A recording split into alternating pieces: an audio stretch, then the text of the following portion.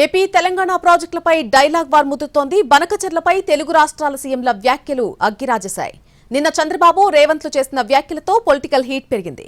దీనిపై ఇవాళ బీఆర్ఎస్ కాంగ్రెస్ నేతల మధ్య మాటల యుద్ధం మంట పుట్టించింది. ఇద్దరు సీఎంలు చేసిన వ్యాఖ్యలు పరస్పర అవగాహనతో చేసినవని మాజీ మంత్రి జగదీష్ రెడ్డి ఆరోపించారు. కాళేశ్వరం నుండి 240 టీఎంసీల నీళ్లు వాడకపోతే రేవంత్ రెడ్డి బనకచెర్లకు ఒప్పుకున్నట్టేని అన్నారు. ఏపీ సర్కార్కు కౌంటర్ ఇచ్చింది కాంగ్రెస్ పార్టీ. బనకచెర్లలో తెలంగాణ వాటా కోసం కొట్లాడి తీర్తామని స్పష్టం చేశారు ఎమ్మెల్సీ అద్దంకి దయాకర్ రావు. ఇక తమ వాటా గురించి మేం కొట్లాడితే మీకు వ్యతిరేకం ఎందుకవుతుందని ఏపీ ప్రభుత్వ తీరుపై విమర్శలు చేశారు. తెలంగాణ ప్రభుత్వాన్ని బద్నాం చేసే ప్రయత్నం ఏపీ ప్రభుత్వం చేస్తుందని ఆరోపించారు అద్దంకి దయాకర్.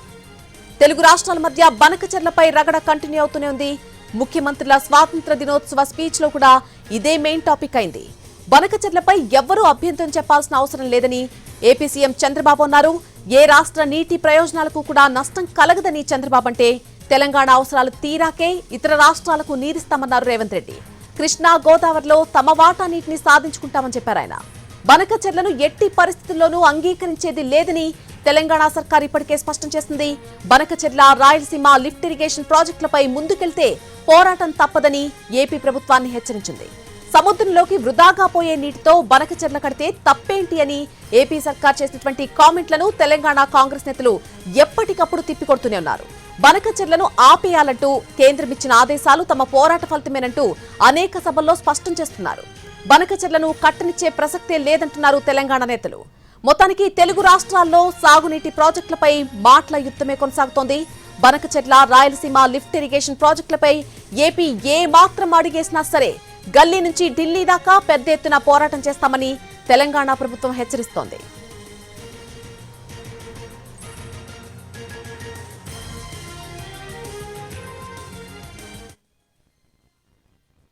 గోదావరి వృధా జలాల్ని పోలవరం నుంచి బనకచెర్లకు మళ్లించాలని నిర్ణయించాం. సముద్రం లేకపోయే వృధా నీటిని వినియోగిస్తాం. ఈ ప్రాజెక్టుతో ఏ రాష్ట్ర నీటి ప్రయోజనాలకు నష్టం వాటిల్లదు. ఎవరూ అభ్యంతరం చెప్పవలసిన అవసరం లేదు. వరదలు వచ్చినప్పుడు ఎగువ రాష్ట్రాలు నీటిని విడుదల చేస్తే దిగువ రాష్ట్రంగా ఆ నష్టాలను కష్టాలను భరిస్తున్నాం. దిగువ రాష్ట్రంగా అదే వరద నీటిని వాడుకుంటామంటే అభ్యంతరాలు ఎందుకని అడుగుతున్నా.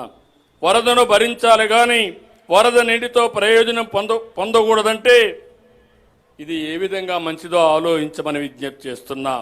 కృష్ణానది గోదావరి జలాల్లో మన వాటాల సాధనలో రాజీ పడే సమస్యనే లేదు.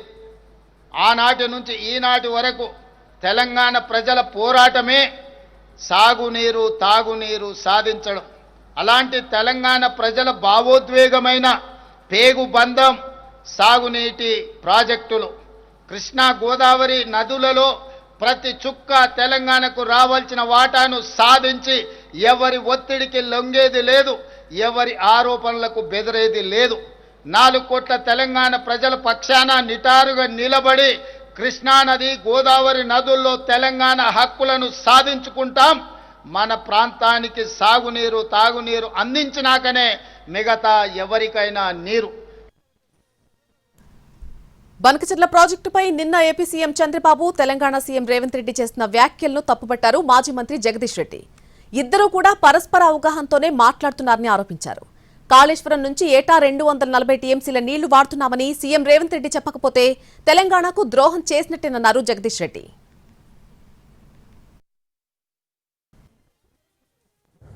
కానీ దురదృష్టవశాత్తు నిన్న చంద్రబాబు నాయుడు రేవంత్ రెడ్డి గారి ఇద్దరు అవగాహన ఉపన్యాసాలని విన్నాం. ఎంత స్పష్టమైన అవగాహనతో ఉన్నారో ఇద్దరు కూడా.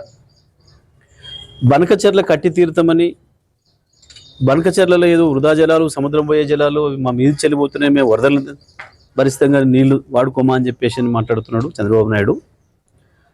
రేవంత్ రెడ్డి మాత్రం ఆ విషయాన్ని వదిలిపెట్టి మళ్ళీ కాళేశ్వరం లేనే లేదు అని ఏదైతే చెప్పిండో ఇది కేవలం బనకచెర్ల కొరకే.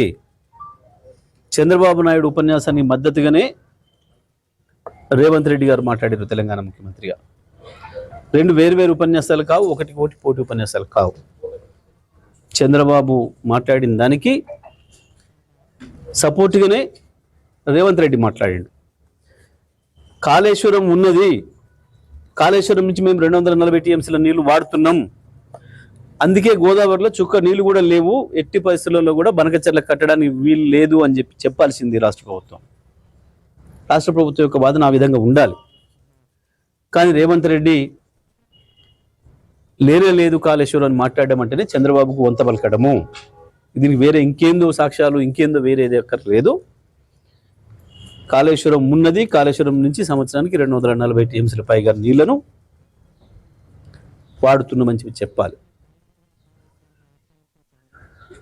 ఇది చెప్పకపోతే బనకచెర్లకు అనుమతి ఇచ్చినట్టే, తెలంగాణకు ద్రోహం చేసినట్టే, అందులో ఏం సందేహం లేదు.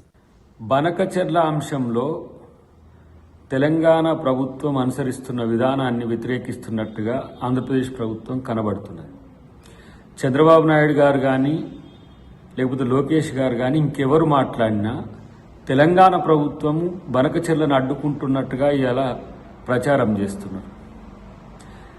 గోదావరి మీదున్న మా హక్కుల గురించి మేము పోరాడతాం, మీకు గోదావరి మీద హక్కుల గురించి మీరు పోట్లాడచ్చు.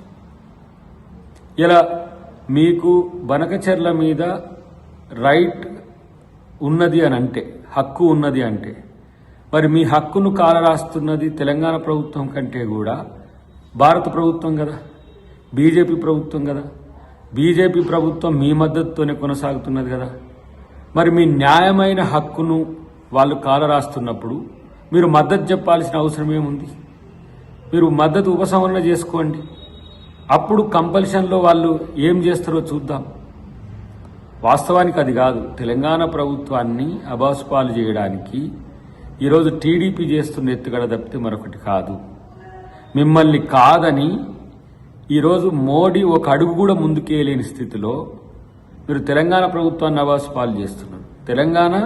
తెలంగాణ గోదావరి మీద ఉన్న హక్కులు, గోదావరి మీద కట్లాడాలనుకుంటున్న ప్రాజెక్టులకు సంబంధించి సాధన కోసం పోరాడుతుంది తప్పితే మీ హక్కులను నిర్వహించడానికి కాదనేది తెలుసుకోవాల్సిన అవసరం ఉంది.